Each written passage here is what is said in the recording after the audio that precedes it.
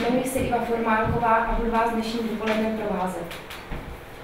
Hovořit bude Vojtěch Černík, Vladimíra Krejčíková. Nám odprezentují získané zkušenosti, jejich nejsilnější zážitky v Bláně Dobru.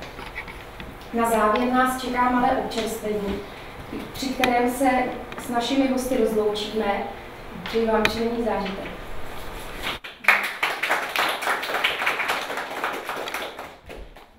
Jsme tomuto projektu velice rádi. Všude, kudy chodím, na všech setkáních s občany, tak skutečně tento projekt hodnotím jako velice kladně.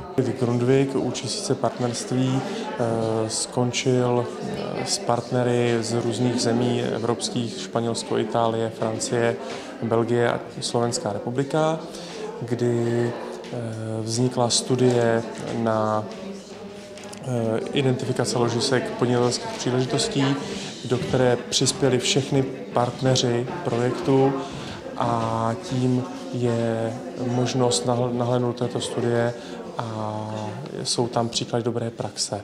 Takže v tu chvíli podnikatelé, kteří budou mít zájem o sociální podnikání, můžou do té studie nahlédnout na stránkách Grundtvig a poskytovatelů a mohou se učit o sociálním podnikání. Myslím si, že Česká republika je v sociálním podnikání malinko pozadu oproti celé Evropě a že se máme co učit a máme tady co zlepšovat. Tento projekt hodnotím velmi pozitivně, mám velkou radost, že se dal dohromady tým lidí, kteří odvádějí dobrou práci, kteří si vzájemně pomáhají. Nyní píšeme projekt, protože oblastní charita Pardubice chce se zapojit do sociálního podnikání.